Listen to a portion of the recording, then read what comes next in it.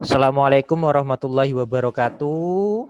Waalaikumsalam Warahmatullahi warahmatullahi wabarakatuh. Oke, ini adalah presenter kita, Rahmawati. Rahmawati tadi dari mana saya lupa ya? Dari Tanggamus ya? Oh, Santika dari Ulu Belu Tanggamus. Rahmawati dari mana? Kalianda ya, Sidomulyo.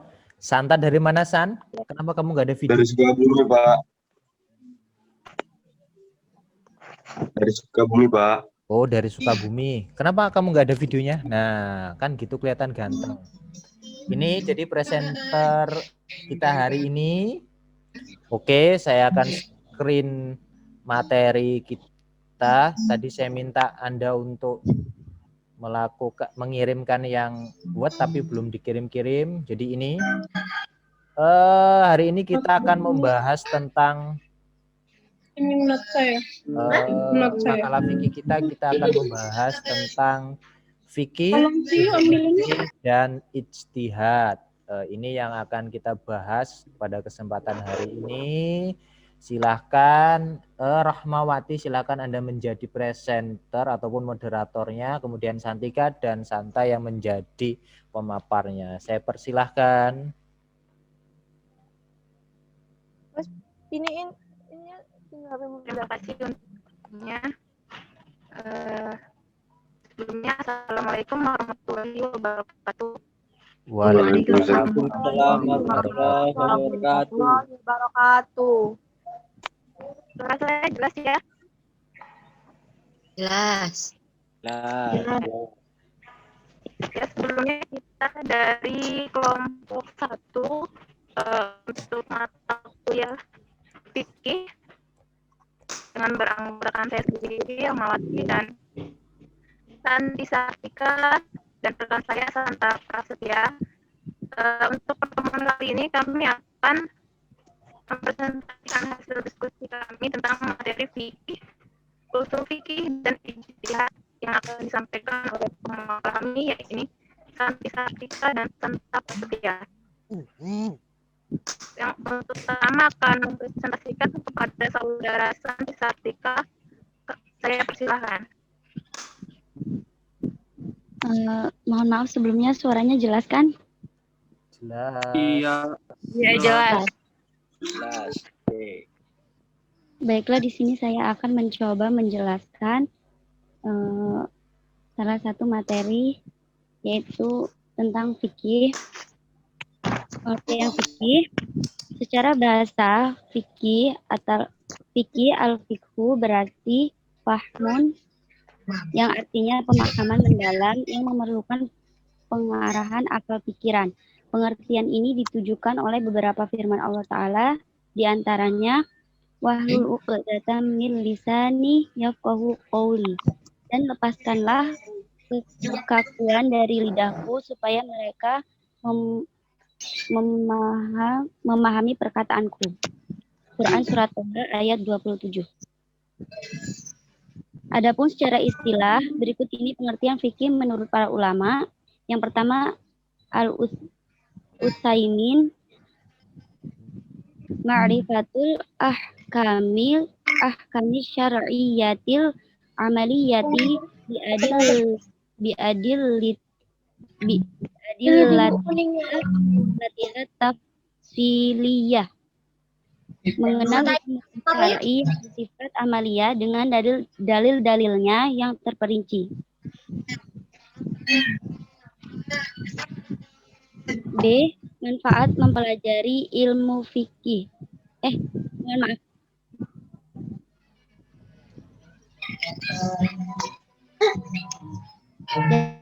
Dari definisi yang lain bisa di off-kan dulu speakernya. Ayo silakan. B. Manfaat mempelajari ilmu fikih. Ada beberapa manfaat apabila kita mempelajari ilmu fikih, yaitu yang pertama, menjadi sebagai sebuah fondasi awal dalam melakukan ijtihad. Yang kedua, melakukan peningkatan dari wawasan yang dimiliki tentang agama Islam. Yang ketiga, mampu untuk melakukan penerapan terhadap berbagai macam bentuk dari kaidah Islam yang akan didapatkan secara benar. Yang keempat, mampu untuk melakukan pengaplikasian dari hukum yang ada sesuai dengan sebuah syariat yang dimiliki oleh agama. Yang kelima, mampu untuk menghindari berbagai macam bentuk taklid yang dimana tidaklah benar. Yang keenam, mampu untuk melakukan penguatan terhadap keyakinan yang dimana berada di dalam berbagai macam bentuk hukum syariat. Yang ketujuh, melakukan pengetahuan terhadap cara yang dilakukan oleh mujtahid dalam melakukan pembentukan terhadap hukum fikih. Yang kedelapan, melakukan pencarian terhadap kebenaran yang berada di antara mazhab fikih.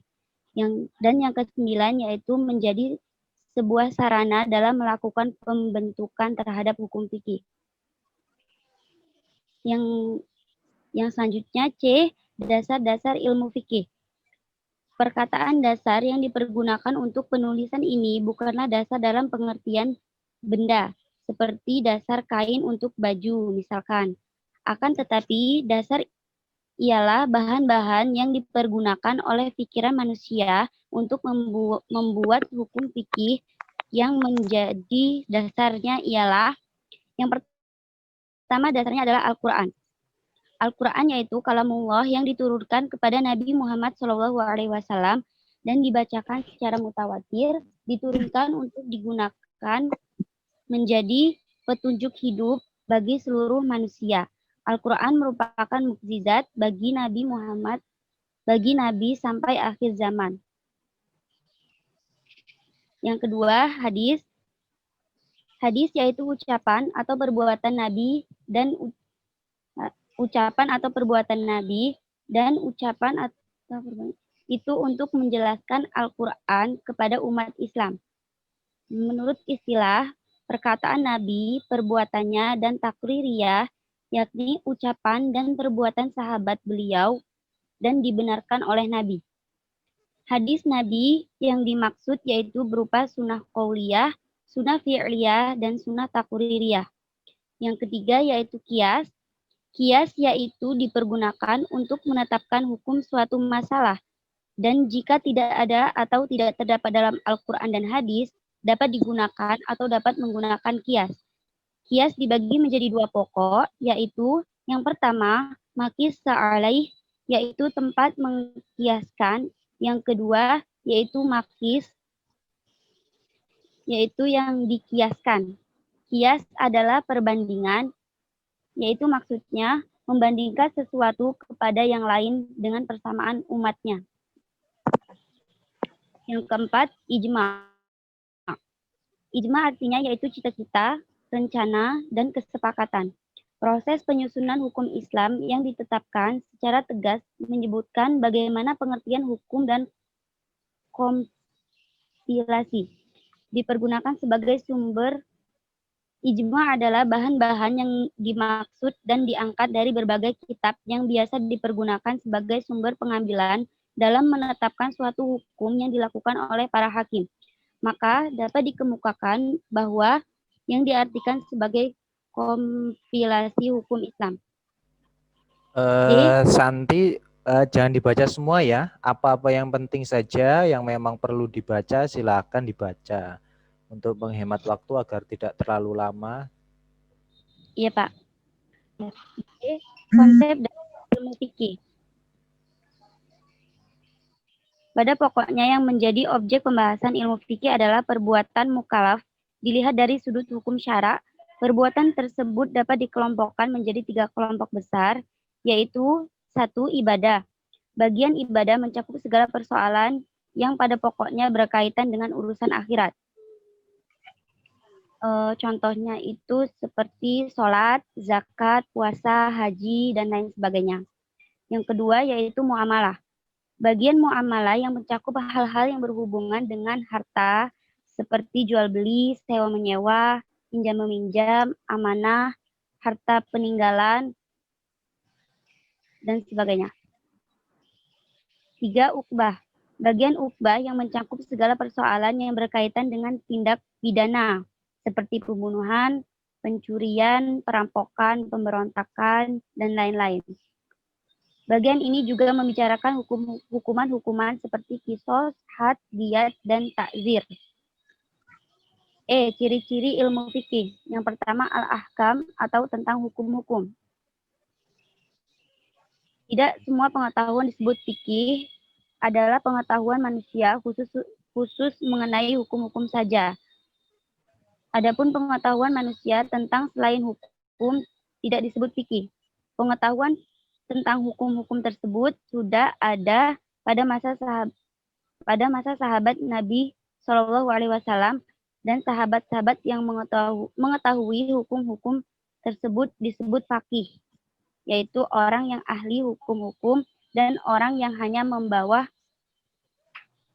atau mempunyai buku fikih meskipun banyak dan mampu membacanya tidak disebut faqih atau ahli faqih. Yang kedua yaitu asy-syar'iyyah yang diambil dari syariat. Yang di atas telah dijelaskan bahwa hakikat fikih adalah pengetahuan manusia khusus mengenai hukum-hukum saja.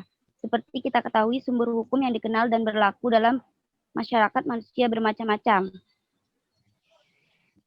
Khususnya tentang hukum-hukum yang diambil dari syarak saja. Yang ketiga, al-amaliyah yaitu atau berkenan dengan kaifiyah amal perbuatan. Kata al-amaliyah memberikan batasan bahwa fikih terbatas pada hukum-hukum yang berkenan dengan kaifiyah atau cara amal perbuatan saja.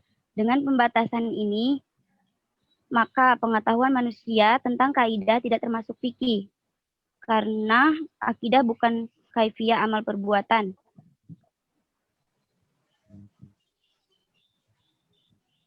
F. Syariat dan hukum fikih.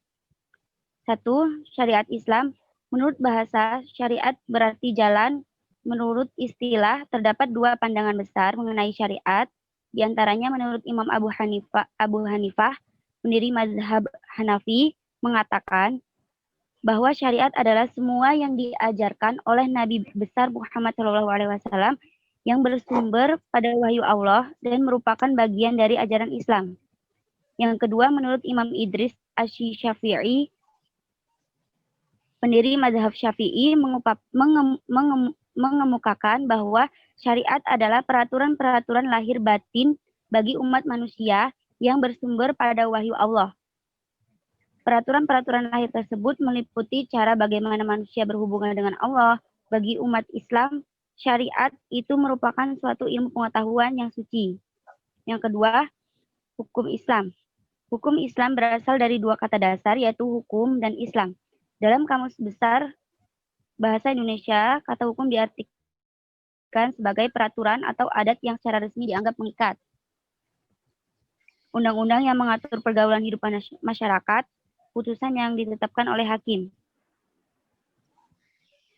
Secara sederhana, hukum dapat dipahami sebagai peraturan-peraturan atau norma-norma yang mengatur tingkah laku manusia dalam suatu masyarakat, baik norma itu berupa kenyataan yang tumbuh dan berkembang dalam masyarakat maupun norma yang dibuat dengan cara tertentu dan ditegakkan oleh penguasa. Begitu pula dengan agama Islam, yaitu agama yang memiliki aturan yang bersumber dari Al-Quran dan dilengkapi aturannya dalam hadis Nabi SAW. Adapun macam-macam hukum Islam, yang pertama yaitu wajib, suatu perbuatan yang jika dikerjakan akan mendapatkan pahala dan jika ditinggalkan mendapat siksa. Contohnya itu sholat 5 waktu. Jadi sholat 5 waktu itu hukumnya wajib ya teman-teman. Yang kedua yaitu sunnah. Suatu perbuatan yang jika dikerjakan akan mendapatkan pahala dan jika ditinggalkan tidak akan mendapatkan siksa atau hukuman. Contohnya sholat rawatib. Yang ketiga, haram. Sesuatu perbuatan yang jika dikerjakan akan mendapatkan siksaan dan jika ditinggalkan akan mendapatkan pahala. Contohnya berbuat zina dan judi. Yang keempat, makruh. Sesuatu perbuatan yang dirasakan jika meninggalkannya itu lebih baik daripada mengerjakannya. Contohnya makan bawang dan merokok. Yang kelima, mubah. Sesuatu perbuatan yang diperbolehkan oleh agama antara mengerjakannya atau meninggalkannya. Contohnya, makan dan olahraga. G. Perbedaan syariat dan fikih dari hukum Islam. Dari paparan di atas dapat diketahui perbedaan antara syariat, fikih, dan hukum Islam. Di antaranya, syariat adalah wahyu Allah dan sabda Rasulullah SAW merupakan dasar-dasar hukum yang ditetapkan Allah melalui Rasulnya yang wajib diikuti oleh orang Islam. Objeknya itu meliputi batin manusia, akan tetapi juga lahiriah manusia dengan Tuhannya atau ibadah. C. Sumber pokoknya ialah berasal dari wahyu ilahi dan atau kesimpulan yang diambil dari wahyu. Saksinya adalah pembalasan Tuhan di yaumil mahsyar, tapi kadang-kadang tidak terasa oleh manusia di dunia, ada hukuman yang tidak langsung. Yang kedua, fikih artinya paham dan berusaha memahami hukum-hukum yang terdapat di dalam Al-Quran dan Sunnah Nabi Muhammad untuk diterapkan pada perbuatan manusia yang telah dewasa. Objeknya peraturan manusia, yaitu hubungan lahir antara manusia dengan manusia dengan makhluk lain.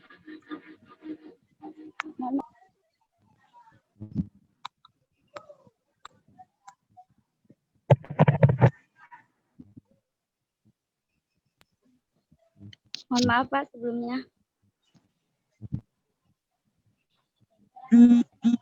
Ya, hukum Islam. Hukum Islam berdasarkan pertimbangan akal manusia dan didasarkan pada wahyu Allah. Cakupan hukum Islam sangat luas. Hukum Islam didasarkan untuk tujuan menciptakan kemaslahatan dunia dan akhirat.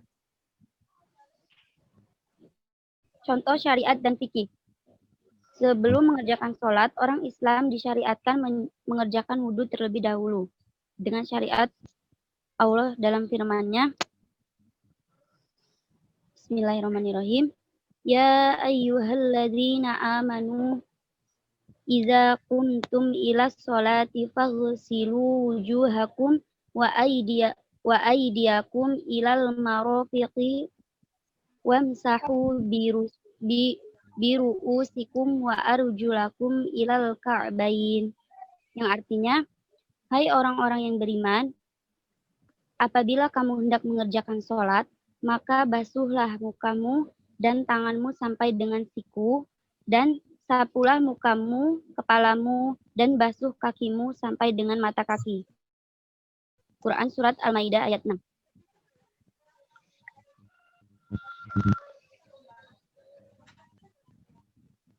Hukum mempelajari ilmu fikih. Hukum mempelajari ilmu fikih terbagi kepada dua bagian. Yang pertama yaitu ilmu fikih. Istihab. 4. Asal berarti makis alaihi, yang dijadikan ukuran. 5. Asal berarti dalil. Kata fikih secara etimologi berarti paham yang mendalam.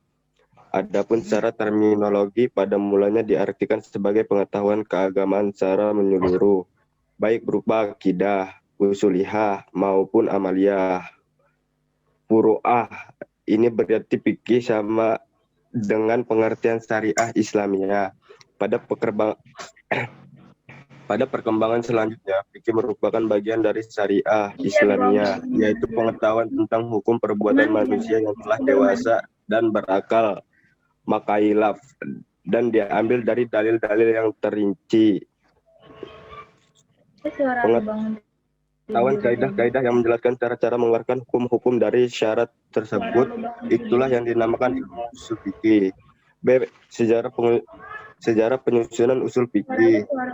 Rumusan fikih sebenarnya sudah dimulai langsung setelah Nabi wafat, yaitu periode para sahabat diantaranya Umar bin Khattab, Ibnu Mas'ud, Ali bin Abu Thalib pada waktu mengemukakan pendapatnya tentang hukum.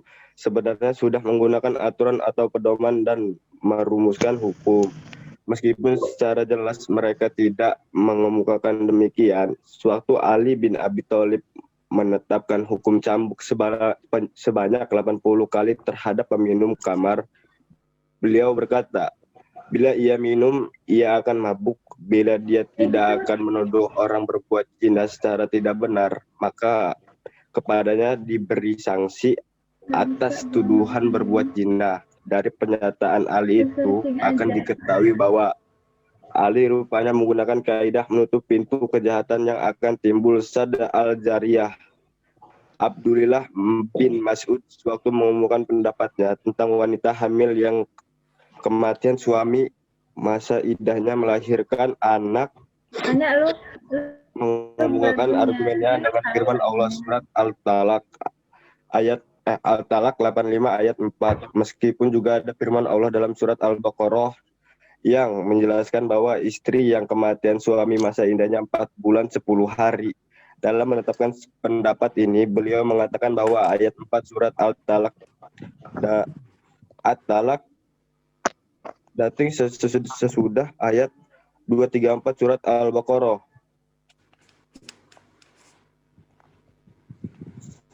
Setelah Imam Abu Hanifah dan Imam Malik, tampil Imam Syafi'i. Ia menemukan dalam masanya perbendaharaan ilmu fikih yang sudah berkembang dari masa sahabat, tabi dan imam-imam yang sudah mendahulunya. Imam Syafi'i menggali pengalaman dari berbagai diskusi di tengah pendapat yang berbeda. Ia memiliki pengetahuan fikih Maliki yang diterima langsung dari Imam Malik. Ia juga sempat menimba pengetahuan dan pengalaman dari Muhammad Ibnu Hasan al-Syaibani, murid Abu Hanifah, sewaktu ia berada di Irak.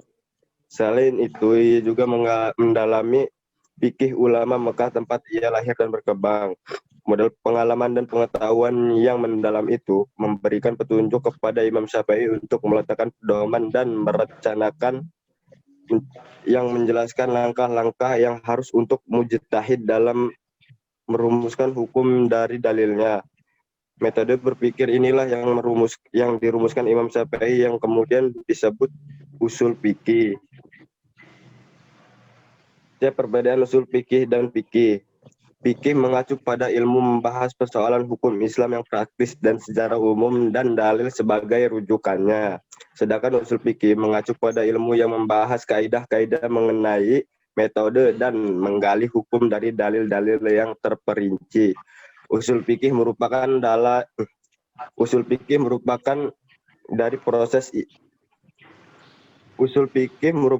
proses istibat, menggali hukum dari dalil-dalil. Sedangkan fikih adalah hasil produk dari usul fikih yang dituangkan ke dalamnya. Fikih tidak akan pernah ada jika produk usul fikih tidak bekerja. Dengan demikian, fikih sangat bergantung dan berhubungan dengan usul fikih. Jadi dapat dikatakan bahwa segala sumber fikih berawal dari usul fikih, karena usul fikih sebagai dasar dari semua ilmu fikih. D. Objek kajian usul fikih. Yang dimaksud objek di sini adalah maudu, materi, pembahasan yang menjadi kajian di bidang ilmu usul fikih. Telah diketahui bahwa fikih dan usul fikih berbeda dan jelas bahan kajian pun berbeda. Objek pembahasan fikih adalah pembuatan mukallaf Islam balik berakal dan ditinjau dari hukum syara'ah, wajib, haram, dan mubah. Adapun objek kajian usul fikih ialah tentang dalil yang masih bersifat umum dilihat dari ketetapan hukum yang umum pula. Dari objek pembahasan ini akan dibahas macam-macam dalil, syarat serta rukunnya, ditingkatkannya serta kehujahannya. Maka ahli usul akan membahas Al-Quran, sunnah, ijma', qiyas, serta kehujanannya, dalil am yang membatasinya, am dan hal-hal yang menunjukkan am. Menjelaskan pula adalah hukum dari segi qat'i dan janya. Siapa yang berhak menerima taklif, menjelaskan pula hal-hal yang menjadi penghalang berlakunya hukum seperti bodoh, lupa, dan keliru. Tujuan mempelajari usul Oke, fikih. santai dicukupkan saja. Kita ke diskusi. Diskusi teman-teman. Silahkan kalau ada yang ingin bertanya.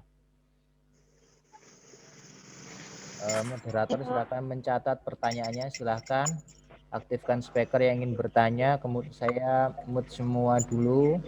Silakan kalau ada yang ingin bertanya, silakan aktifkan speaker dan saya akan menunjuk siapa yang bertanya. Oke, silakan. Saya Pak. Fitriatun Nisa. Oke, silakan. Saya ingin bertanya, Pak. Nama saya Fitriatun Nisa dari kelompok 3. Saya ingin bertanya tentang tadi kan membahas materinya ada manfaat mempelajari ilmu fikih. Nah, dari situ kan ada beberapa manfaat mempelajari ilmu fikih. Yang saya tanyakan, yang kelima, yang mampu untuk menghindari berbagai macam bentuk taklid yang dimana tidaklah benar. Yang saya pertanyakan, bentuk dari taklid itu seperti apa dan pengertian dari taklid itu apa? Sekian, terima kasih. Oke, terima kasih Fitriatun Nisa. Oke, selanjutnya siapa yang ingin bertanya? Saya Pak. Oke, Yeni dan siapa tadi? Saya Pak. Yeni dan Insania Putri ya. Oke. Yeni terlebih dahulu. Assalamualaikum warahmatullahi wabarakatuh. Waalaikumsalam warahmatullahi wabarakatuh. Saya Yeni, perwakilan dari kelompok 6. Izin bertanya, tadi kan menjelaskan tentang hukuman yang dirasakan oleh manusia di dunia secara tidak langsung. Itu contohnya seperti apa? Contoh hukuman secara tidak langsung yang dirasakan manusia di dunia itu seperti apa? Sama yang ta'lif itu tadi. Ya, oke. Dengeran nggak, Pak?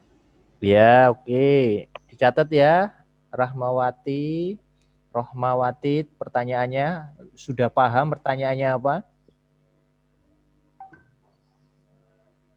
Oke, saya keluarkan dulu. Yang selanjutnya tadi, siapa tadi ya? Intan ya? Insana ya? Oke, silahkan. Apa yang ingin Anda tanyakan? Tentang kias kan dibagi menjadi 2 pokok. Yang pertama makis alai, yaitu tempat mengkiaskan. Yang kedua makis, yaitu dikiaskan. Nah, apa penjelasan dari kedua pokok itu belum ini Pak, belum maksud. Oh ya, oke, silahkan. Oke, saya berikan waktu 5 menit untuk mencari jawabannya atau berdiskusi. Sebelum itu saya akan sampaikan pertama terkait dengan makalah. Saya screen ya tentang makalah Anda. Yang pertama, makalah Anda ini tidak ada footnote-nya. Tidak ada footnote, kemudian ada daftar pustaka tapi tidak ada footnote ya. Oke. Untuk daftar pustaka, penulisan daftar pustaka dan footnote tolong nanti diperhatikan penulisan yang terbaru ya. Kalau tidak salah itu yang memilikinya itu Pak Oki ya. Nanti Kosma atau siapa bisa bertanya dengan Pak Oki. Saya sendiri juga tidak memilikinya. Cuma kalau penulisan saya rasa tidak begitu jauh lah style penulisannya. Yang pertama itu tentang ini ya daftar pustaka, karena sudah ada daftar pustaka itu tidak usah penerbit tidak usah diberikan dalam kurung seperti ini. Cukup diberikan tanda titik seperti itu. Kemudian footnote, seharusnya Anda ada footnote-nya mana yang dikutip, misalkan ini dikutip dari mana, Al-Ghazali ini, Al-Amdi, kemudian Anda tekan CTRL, ALT, dan F. Nanti otomatis dia akan nge-link di bawahnya footnote. Ini karena PDF, tadi saya sebenarnya minta yang Word karena saya nanti langsung contohkan, tapi belum dikirim-kirim sampai sekarang, maka saya nggak bisa mencontohkan caranya gitu ya. Kemudian untuk penulisan harapannya beruntun ya, maksudnya beruntun di sini tolong diperhatikan sekali terkait dengan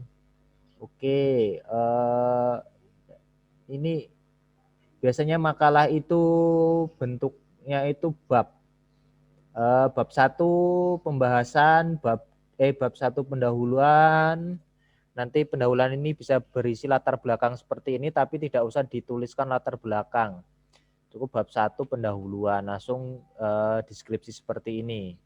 Yang intinya pendahuluan itu mengapa kalian menulis makalah itu. Biasanya terkait dengan makalah ini adalah materi yang pokok dalam mata kuliah fikih di UIN Raden Intan Lampung misalkan. Kemudian yang selanjutnya karena dalam setiap membahas mata kuliah atau dalam setiap membahas berkaitan dengan fikih, usul fikih dan ijtihad adalah pokok yang utama dalam dikaji. Ya intinya sebelum Anda ingin berbicara materi ini, Anda katakan dulu kenapa Anda menulis materi ini. Kemudian bab 2 baru pembahasan, misalkan A fikih. Kenapa di sini ada A besar 1, kemudian di sini ada A lagi. Setelah ada A seperti ini, maka diganti dengan huruf angka 1. Sebenarnya kalau ini bentuknya Word, saya langsung rubah, jadi Anda nanti langsung tahu sebenarnya caranya gimana. Cuma karena bentuknya PDF, saya tidak bisa merubahnya. Oke, perhatikan untuk tulisan Al-Quran nih, gimana ini? Ini memang seperti ini. Ini ada tanda petiknya seperti apa? Anda yang punya laptop sebaiknya menggunakan aplikasi di Word itu ada ya, biasanya kalau Word 2010 itu sudah ada bawaannya. Jadi tinggal masukkan saja Al-Qur'annya ayat berapa, nanti tinggal Anda potong-potong. Ini saya yakin ini kalau nggak ngetik sendiri, ini download dari internet. Ya, jadi itu ini juga ini ditulis ya di sini. Misalnya Al-Qur'an di atas, kemudian di sini artinya titik 2. Begitu. Diperhatikan ya, jadi ini A1 misalkan. Adapun secara istilah berikut ini adalah pengertian fikih. Misalkan di sini sudah 1, maka di sini pakai huruf A kecil. Jadi berselang A besar, kemudian angka 1, kemudian A kecil, nanti di sini A besar, di sini A kecil. Setelah itu ini angka 1. Setelah angka 1 nanti huruf A yang ada tanda tutup kurungnya. Ya, begitu urutannya. Oke, ini juga. Ini pakai penomoran aja ya. Jadi nanti Anda jangan seperti ini nggak pakai penomoran ini. Atau Anda mungkin download langsung, jadi nggak rapi. Jadi langsung saja 1 kemudian spasi, kalau enggak diletakkan di sini kemudian di atasnya nanti ada angka penomoran. Makanya saya minta Anda untuk berbentuk Word itu supaya ini saya mengajari Anda sekalian gitu maksudnya. Oke. Nanti ini diperbaiki. Oke, ini saya nomor ini enggak seperti ini fixnya. Nomornya itu di sini ya. Di tengah sini di bawah. Di tengah-tengah di bawah, enggak di atas seperti ini enggak, tapi di tengah di bawah. Tuh, ini bentuknya PDF sih, jadi saya enggak bisa untuk langsung praktek ke kalian. Makanya saya minta dari tadi ya, kemarin atau tadi gitu, tadi pagi ya untuk berbentuk Word. Oke, ya kalau secara materi bagus, tapi secara penulisan berantakan, hancur. Nanti Anda perbaiki. Oke. Jadi ini tentang makalah. Ya. Ada yang ditanyakan tentang makalah? baik yang kelompok 1 ataupun kelompok yang lainnya? Tidak ada ya, kalau tidak ada yang selanjutnya. Jadi nanti saya akan meminta Anda, Santa, kemudian Santi, dan Rohmawati. Jadi kalian nanti setelah selesai presentasi ini kalian membuat video. Video apa? Video menerangkan tentang materi ini yang nanti dibagi. Misalkan Santa materinya tentang fikih, Santi materinya tentang usul fikih, kemudian Rohmawati tentang ijtihad. Intinya adalah membuat video diri sendiri menerangkan, misalkan fikih adalah berasal dari kata apa? Berasal dari kata yang mengandung arti pemahaman bla bla bla bla. Fikih pada dasarnya. Nah, Anda terangkan seperti itu. Dengan durasi minimal 10 menit. Ya. Durasi minimal 10 menit nanti Anda menerangkan. Ini berlaku juga untuk kelompok yang lain. Tapi membuat videonya boleh sekarang ataupun nanti. Boleh sekarang, boleh nanti. Ya, membuat videonya. Kenapa Desti? Desti? Ada yang lucu? Banyakkan tugas ya? Gak apa-apa Desti bercanda. Laju marah ngambek. Oke. Jadi membuat video itu nanti fungsinya apa? Nanti saya akan upload di YouTube saya. Kemudian Anda sesekali bisa melihat. Jadi nanti ketika UTS, UAS Anda punya review gambarannya. Itu ya. Ya, Pak. Batas waktunya kapan, Pak? Jadi misalkan presentasi Sabtu ini, maka batas waktunya sampai Jumat besok. Anda mengirimkan ke saya. Durasi 10 menit saja. Oke. Ada pertanyaan? Tidak, Pak. Ada pertanyaan? Saya, Pak. Siapa? Oke. Insania, Pak. Silakan Insania. Maaf, Pak, tadi kurang jelas tentang yang video itu gimana, Pak, maksudnya? Jadi nanti Anda membuat video tentang materinya. Misalkan di dalam kelompok Anda itu ada 3 materi, misalkan seperti saat ini. Fikih, usul fikih, dan ijtihad. Nah, misalkan dibagi dari awal, misalkan Santa kamu nyari yang fikih ya, Santi kamu cari yang usul fikih ya, kemudian Rahmawati kamu cari yang ijtihad ya. Nah, dari awal kalian sudah materinya itu. Nah, nanti kalian juga membuat videonya berkaitan dengan materi itu. Gitu. Ya, jadi dibagi makalah itu materinya apa dibagi 3, kemudian kalian menerangkan materi itu. Pembagiannya terserah kalian bagaimana cara membaginya. Yang penting kalian menerangkan tentang materi itu. Setelah itu Anda presentasi dalam jangka waktu 1 minggu. Boleh yang belum maju dibuat dari sekarang boleh. Tapi tetap mengirimkannya setelah Anda presentasi. Jadi seperti itu durasi menerangkannya sekitar 10 menit. Ya, boleh diedit sebagus mungkin. Tidak misalkan ada bingkainya, misalkan nama, kemudian video berjalannya nama Anda di bawahnya, misalkan Anda menerangkan dimulai dari memperkenalkan nama, perkenalkan nama saya Santa, NPM sekian, pada kesempatan hari ini saya akan menerangkan tentang fikih. Fikih merupakan sebuah pemahaman terhadap teks, misalkan Santa menerangkan demikian, kurang lebih seperti itu.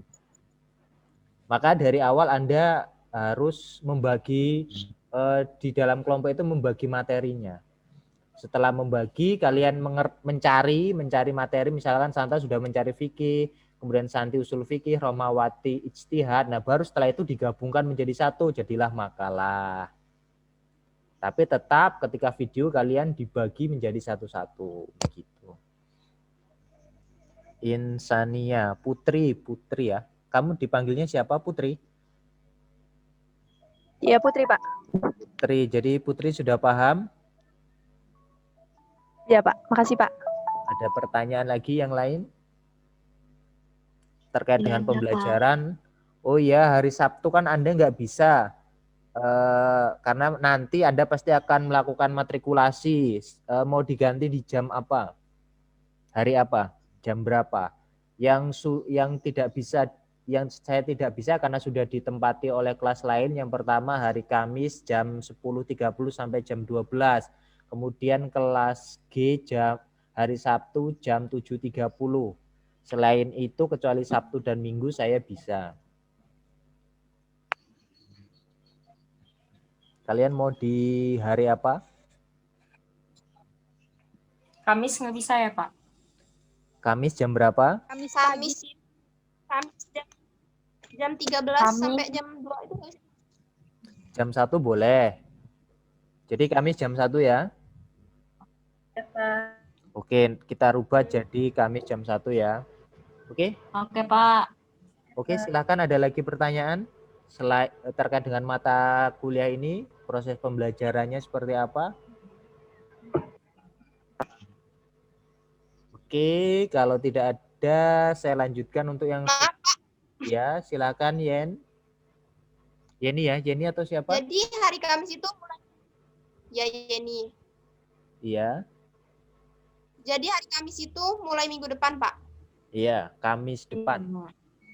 Jam 1. Ya. Oke. Ya, Pak, makasih. Ada lagi pertanyaan? Oke, kalau tidak ada lagi pertanyaan, kita ke pembahasan pertanyaan tadi. Silahkan. Kenapa si Rahmawati selalu keluar dari ini? Silahkan aktifkan video Anda ya. Oke, silahkan dibagi saja. 3 pertanyaan masing-masing 1, Rahmawati, Santika, dan Santa. Silakan boleh dibagi oleh Rahmawati. Kamu mau jawab pertanyaan yang mana? Santika mau yang mana? Santa yang mana? Silakan. Saya yang nomor 1 aja, Pak. Siapa yang nomor 1? Rahmawati? Santi, Pak. Rahmawati silahkan tentukan. Anda mau nomor berapa dulu?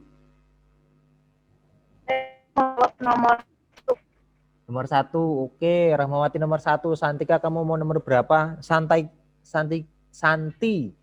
dan Santa aktifkan videonya ya.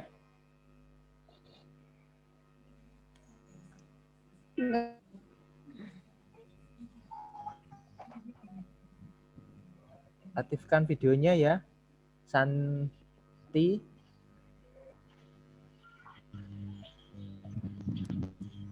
Biar teman-temanmu tahu kalau dijawab ada orangnya itu kan enak. Kenapa nggak muncul?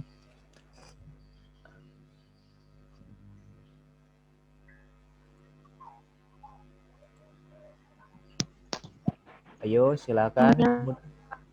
Santa silakan aktifkan video Anda.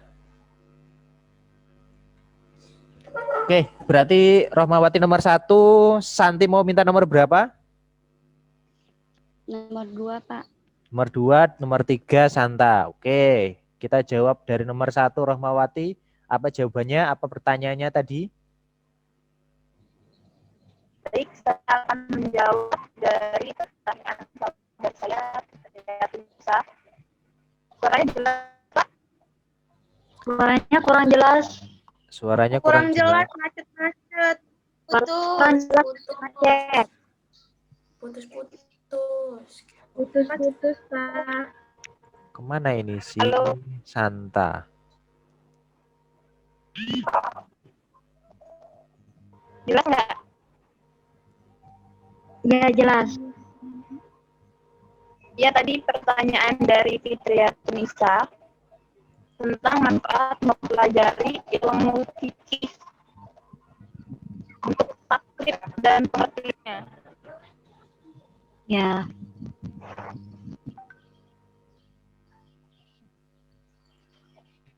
Jadi faktor taklid itu sendiri pengertiannya mengikuti pendapat orang lain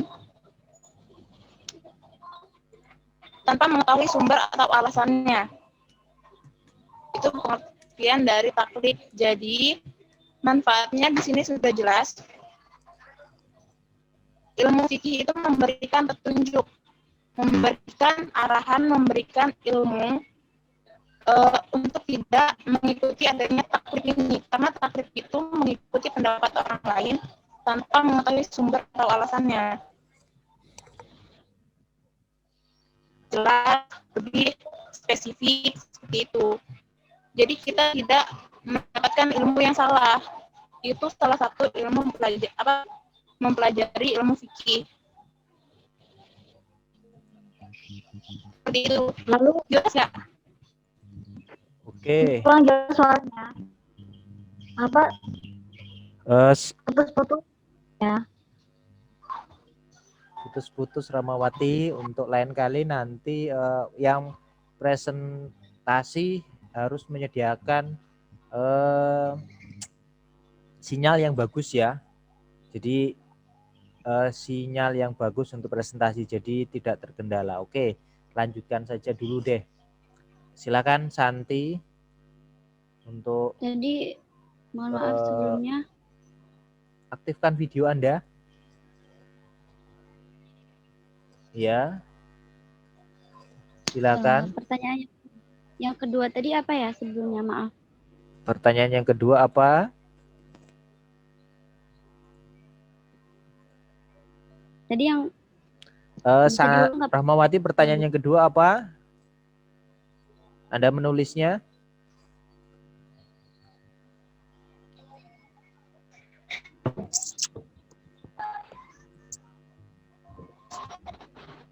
Rahmawati? Halo. Tadi pertanyaan yang kedua apa ya? Siapa tadi yang bertanya? Yang Halo. punya Yeni bukan, Pak? Oh iya, Yen. Iya, itu. Apa pertanyaan kamu tadi, Yen? Bentar, Pak. Contoh, Ya. kedengeran nggak, Pak? Kedengeran, Yen. Contoh hukuman yang dirasakan manusia secara tidak langsung di dunia itu seperti apa? Oh, hukuman yang dirasakan manusia yang secara tidak langsung itu seperti apa? Ya. Sama taklif tadi, Pak. Taklid itu apa gitu? Saya masukkan ini. Bentar ya, Pak. Oke. Oke, atau sudah menemukan jawabannya, Santi? Masih dicari, Pak. Tadi soalnya nggak jelas nulis soal nomor 2-nya. Santa sudah ada jawabannya.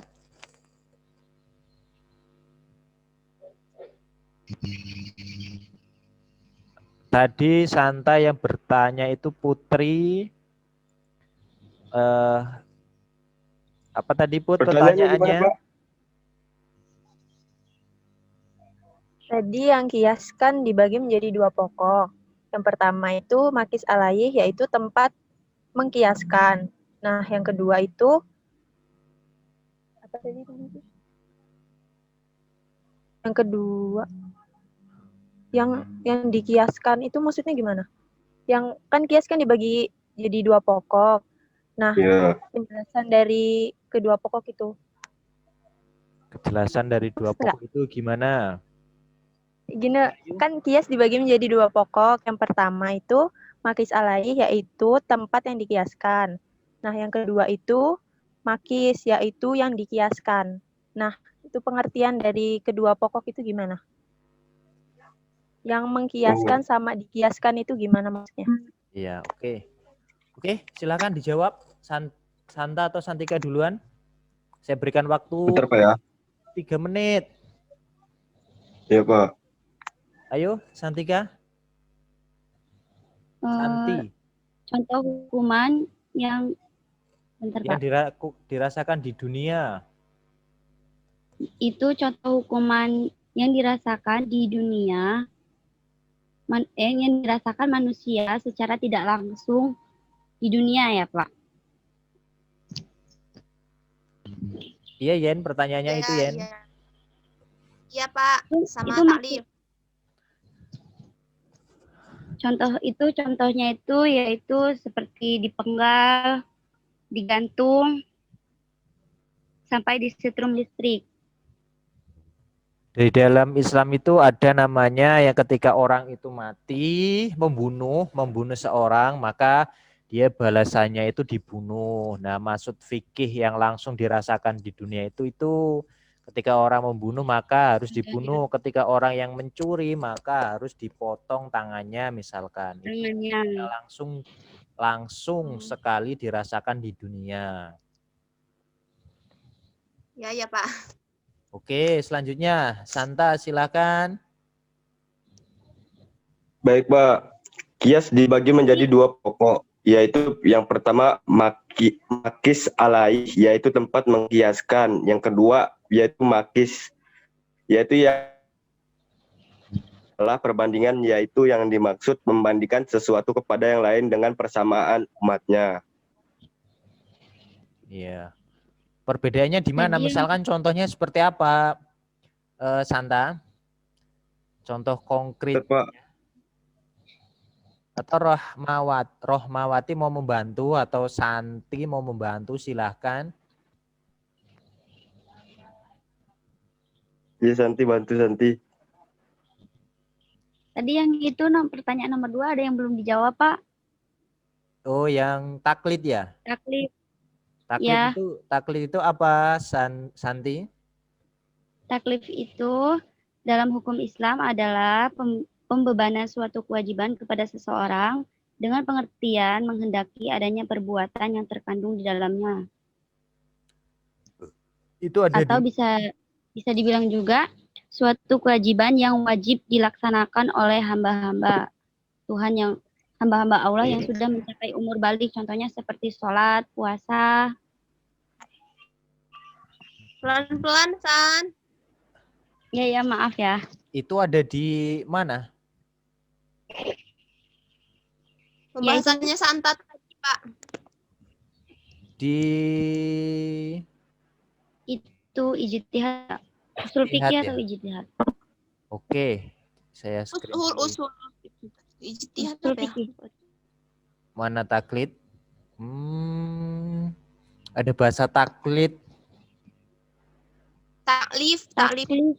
Taklid atau taklif? Taklif, Pak. Taklif. Ya, pembahasan Santa yang terakhir tadi kalau nggak salah.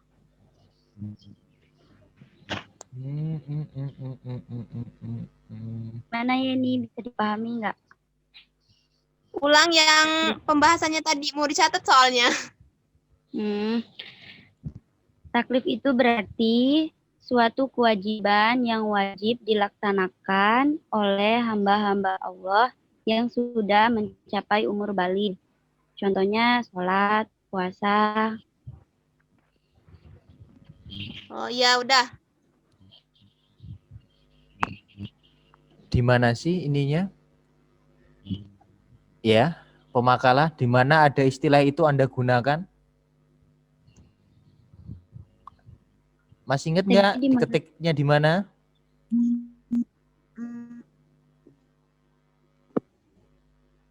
Ayo, jangan copy paste ini ya. Nggak ingat ngetiknya di mana? Dari usul itu, Pak. Dari usul ke bawah itu pokoknya pada itunya tuh, Pak. Usul. Pembahasannya dari usul itu ke bawah. Yang mana? B, usul fikih mana? Ada istilah taklid. Taklid. Lagi, Pak, coba di bawah lagi. Soalnya tadi cepet banget jelasinnya. Kayaknya nggak ada deh. Ada nggak sih? Mana nggak ada? Di mana sih? Masa kalian yang ngetik nggak ingat? Nggak ada ya? Oh, ada. Ada, Pak. Ini, Pak. Di objek kajian usul fikih. Di paragraf pertama. Objek kajian. Ada siapa siapa yang berhak menerima taklif? Iya, Di bagian objek kajian Oh. usul fikih. Taklif ya. Oh ya, oke. Taklif. Oke, iya. Beda antara taklif dengan taklif. Iya. Ini ada tanda petiknya enggak? Taklif atau taklif? Nggak ada, Pak. Ya, oke. Oke, jadi itu ya. Oke, selanjutnya silakan dijawab. Untuk yang Santa gimana? Dianggap menjadi pembanding dari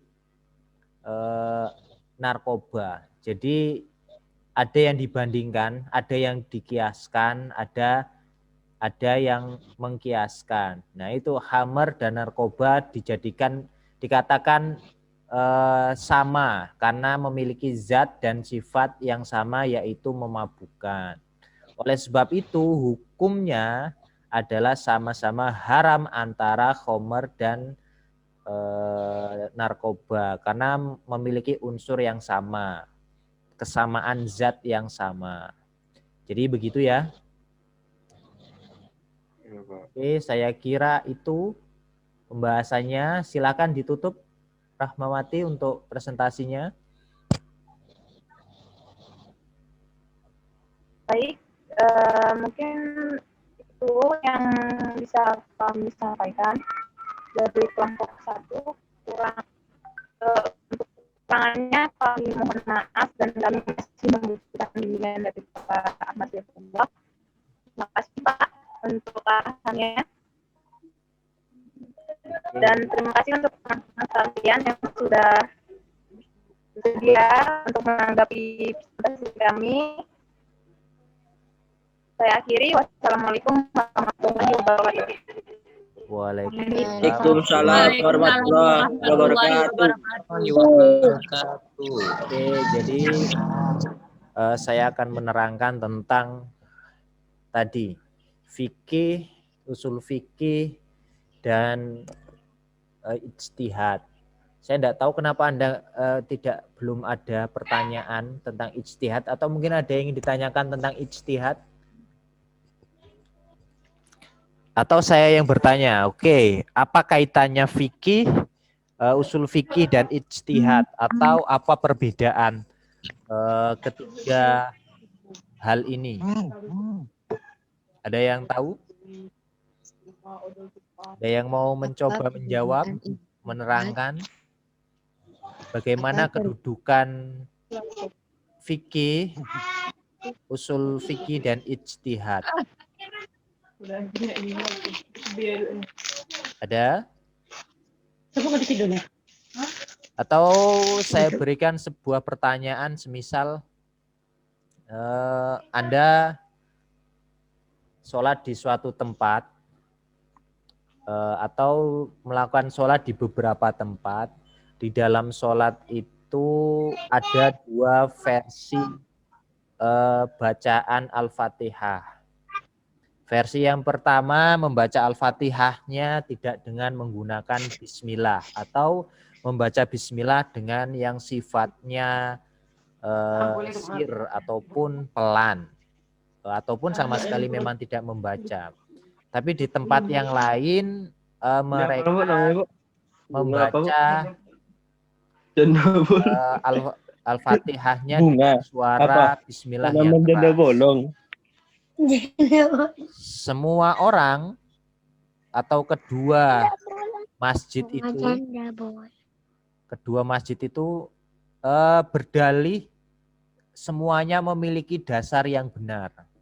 Misalkan masjid yang pertama tidak membaca bismillah karena sesungguhnya bismillah menurut masjid yang pertama ataupun imam yang pertama ini, karena bismillah itu bacaan di semua awal pembacaan surah. Jadi sebenarnya itu bukan bagian dari Al-Fatihah. Misalkan ketika Anda membaca An-Nas, maka Anda membaca Bismillahirrahmanirrahim. Bismillahirrahmanirrahim. Qul a'udzu birabbin nas. Anda membaca bismillah. Dengan demikian bismillah itu bukan bagian dari Al-Fatihah karena bismillah itu pengantar dari membaca surat. Tapi di sisi lain ataupun masjid yang kedua yang membaca Al-Fatihahnya dengan keras, dia mengatakan bismillah itu bagian dari surat. Karena apa? Karena awal dari Al-Quran itu kan awalnya ialah Al-Fatihah. Kemudian Al-Fatihah itu diawali dengan bismillah. Bismillah itu adalah bagian dari Al-Fatihah karena ada di dalam hadis bahwasanya Al-Fatihah itu terdiri dari 7 surat.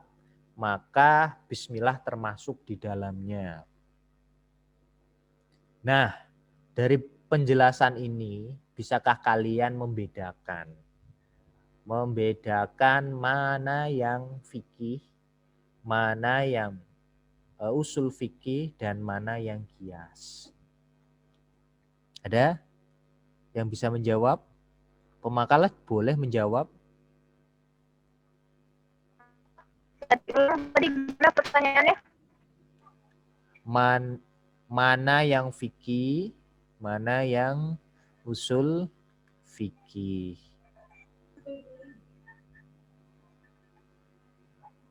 Ada yang mau menjawab? Mana yang ijtihad? Ada? Kalau Anda nggak bisa, kalau Anda nggak bisa jawab ini nggak bisa pulang ini.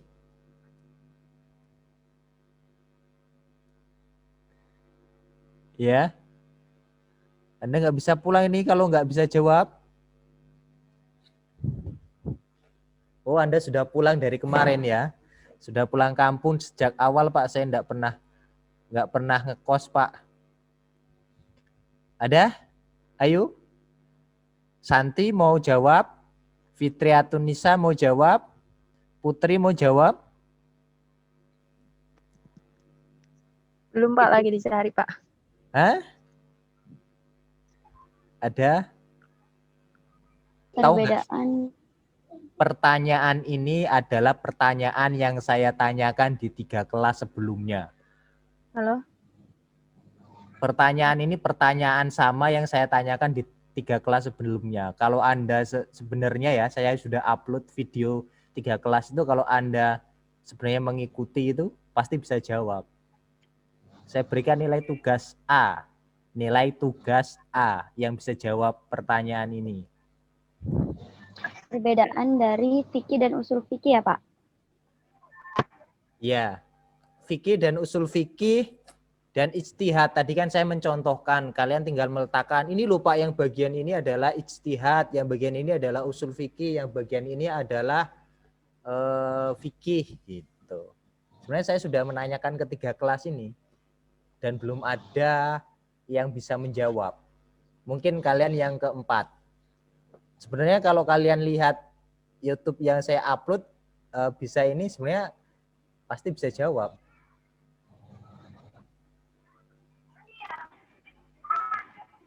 Oke? Ada yang bisa jawab? Enggak ada? Pak. Enggak ada?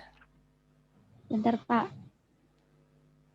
Contohnya bagaimana tadi Pak? Bisa diulang? Nah, ya kan tadi contohnya tentang masalah membaca bismillah saat sholat. Ya kan? Ada yang membaca secara jelas Bismillahirrahmanirrahim. Alhamdulillahirabbil alamin. Ada yang cuma Bismillahirrahmanirrahim. Alhamdulillahirabbil alamin. Ada yang begitu. Nah, mana yang fikih, mana yang usul fikih? Tadi saya sudah menjelaskan kenapa mereka melakukan demikian, kan saya sudah jelaskan. Nah, mana yang fikih, usul fikih, dan ijtihad? Ayo, kira-kira mana? Nilai tugas A loh. Jadi kalau kalian di Siakat itu ada 3 nilai ya. Nilai tugas, nilai UTS, dan nilai UAS. Saya berikan nilai tugas itu A. Nilai tugas A itu 80 sampai 90.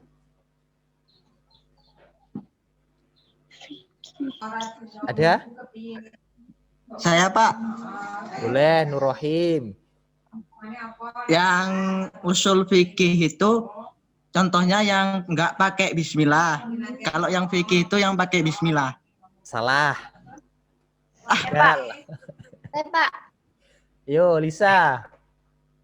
kalau yang kan dari perbedaan antara bismillah sama enggak bismillah nih, kedua-duanya itu dari ijtihad, dari sumber-sumber, dari ulama-ulama yang sebelumnya nganggap itu, ada ulama yang bilang ini harus pakai bismillah dan satunya enggak pakai bismillah, sedangkan yang usul fikih itu sama aja dengan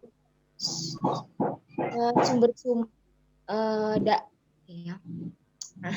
Gimana? Kalau yang fikih itu kita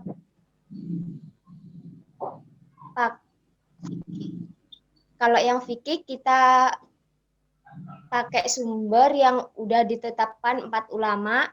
Kalau yang usul fikih itu maksudnya usul fikih maksudnya Oke deh. Kayaknya belum masuk. Yang lain coba. Ada? Ada? Oke, saya hitung sampai 3. Gagal nilai A untuk tugas. Saya berikan nilai tugas A walaupun Anda mengerjakan tugas Anda jelek. Saya hitung sampai. Yo, Fitriatunisa. Gantian ya, gantian. Habis Fitriatunisa nanti Adisti. Coba. Dari contoh yang Bapak berikan tadi, itu termasuk dari penjelasan fikih, kedudukan fikih. Karena fikih itu artinya apa ya, ilmu yang memperjelas hukum-hukum dan syarat wajib maupun sah dalam Islam. Salah. Salah. Ayo Adisti. Saya ulangi ya. Jadi dari yang saya jelaskan tadi itu ada fikih, ada usul fikih, ada ijtihad. Kalian menentukan di bagian mana yang ijtihad, bagian mana yang usul fikih, di mana yang fikih. Begitu. Bagian ijtihad itu bagian yang sudah kedengaran Pak, suara saya Pak? Sangat jelas. Adanya ijtihad karena adanya fikih. Gitu ya Pak. Nah, bagian 3 tadi yang ijtihad adalah yang sudah berbunyi. Jadi bismillahnya dibunyikan. Karena sudah ada usaha-usaha, pendapat-pendapat, musyawarah-musyawarah yang dilakukan oleh orang alim, mafhum alim, tokoh-tokoh fikihnya. Nah, terus yang masih berbisik di dalam hati, bismillah, kemudian al-fatihahnya yang itu masih usul fikih. Salah.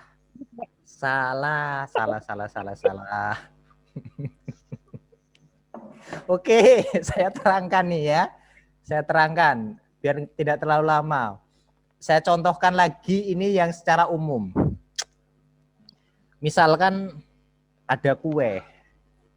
Ada kue bolu. Kue bolu saya gambarkan fikih, produk jadi. Kue bolu fikih. Kemudian ada namanya tata cara membuat kue bolu. Itu namanya saya sebut sebagai usul fikih. Ya. Terus kemudian ada proses membuat kue bolu. Anda mulai memasukkan tepung, telur dan segala macamnya itu kan proses. Itu namanya ijtihad. Ya. Jadi dari ijtihad Anda mulai memasukkan memasukkan telur, blue band dan segala macamnya, itu proses namanya ijtihad. Tapi ada memiliki kertas yang di dalamnya ada tata caranya, tips cara membuat bolu yang baik dan benar. Anda sudah bereksperimen misalkan. Nah, pertama harus masukkan telur dulu, baru blue band, baru apa. Itu namanya ushul fikih. Ya, kemudian setelah melakukan proses semua sesuai dengan tata cara yang benar, maka jadilah namanya itu donat. Nah, itulah fikih. Nah, dari contoh yang tadi saya berikan, membaca bismillah dan tidak membaca bismillah itu fikih. Itu produk jadi dari ijtihad pemahaman terhadap bahwasanya tadi bismillah itu yang mengatakan tidak harus dibaca. Bismillah itu pengantar dari setiap surat loh. Jadi tidak usah dibaca waktu membaca Al-Fatihah. Nah, itu kan proses ijtihad, proses berpikir dengan sungguh-sungguh. Ya kan? Nah, caranya Anda membandingkan. Caranya tadi ketentuannya itu membandingkan bismillah, ketika saya membaca bismillah kemudian membaca Anas, itu bismillah itu enggak masuk dalam surat Anas, tapi bismillah berada di luar. Ya kan? Kenapa kok di dalam Al-Fatihah ini menjadi menjadi satu ayat misalkan? Ini ijtihad ataupun cara usul fikih yang pertama. Orang yang mengatakan bismillah itu enggak harus dibaca ketika membaca Al-Fatihah di dalam sholat. Tapi kan di sisi yang lain ada juga orang yang beristihad mengatakan bahwasanya saya membaca membaca sebuah hadis, ada loh hadis yang mengatakan Al-Fatihah itu 7 ayat. Dan 7 ayat otomatis bismillah itu menjadi ayat bagian dalam Al-Fatihah. Begitu. Jadi jelas ya, ijtihad itu orangnya, prosesnya, cara menggali hukumnya. Kemudian usul fikih itu tuntunan, apa saja yang harus dilakukan.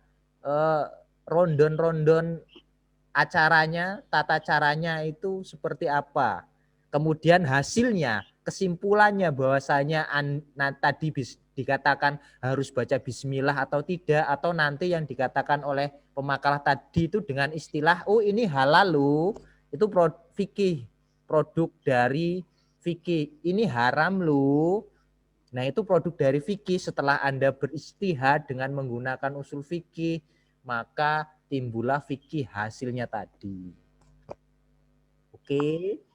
Dari sini ada yang masih bingung? Cukup, Pak. Ada? Rohim mau bertanya? Cukup, Pak. Cukup. Cukup ya. Ada lagi yang ingin ditanyakan? Oke, nanti jadi saya harapannya nanti ke depannya sesuai jam ya, jam 1 di hari Kamis ya. Jadi nanti sekitar jam 1 harapannya Anda benar-benar sudah masuk, jadi kita tidak terlalu lama sesuai dengan jamnya kita berapa menit gitu.